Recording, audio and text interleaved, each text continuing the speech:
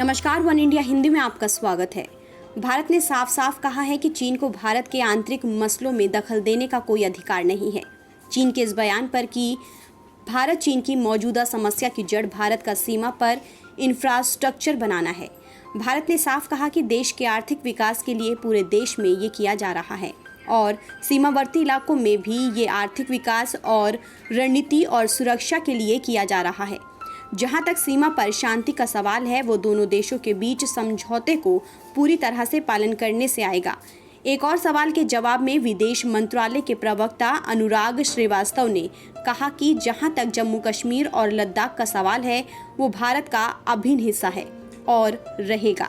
चीन को भारत के आंतरिक मसलों पर टिप्पणी करने का कोई अधिकार नहीं।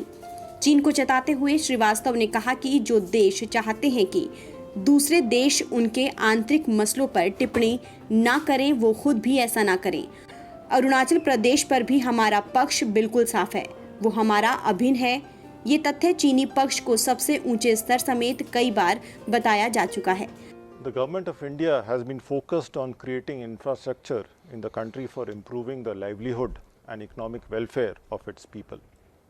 In this regard, government gives careful and specific attention to the improvement of infrastructure for the development of border areas in order to facilitate the economic development of these areas as also to meet India's strategic and security requirements. As for restoration of peace and tranquility in the India-China border areas, this is best done by scrupulously observing all relevant agreements in their entirety. The Union territories of Jammu and Kashmir and Ladakh have been, are and would remain an integral part of India.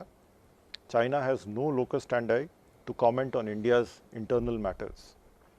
We hope that countries will not comment on India's internal matters as much as they expect the same for others. As regards our position on Arunachal Pradesh, this has also been made clear several times.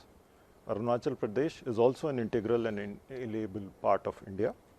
This fact has also been clearly conveyed to the Chinese side on several occasions, including at the highest level. बता दें कि रक्षा मंत्री राजनाथ सिंह द्वारा सीमावर्ती क्षेत्रों में नए पुलों की एक श्रृंखला खोलने पर चीन ने कहा था कि वो भारत द्वारा अवैध रूप से स्थापित लद्दाख केंद्र शासित प्रदेश को मान्यता नहीं देता है।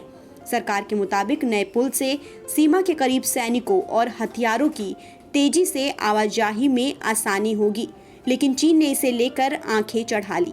चीन के विदेश मंत्रालय के प्रवक्ता जाओ लिजियन ने सीमा पर बुनियादी ढांचे के विकास को दोनों पक्षों के बीच तनाव का मूल कारण कहा था।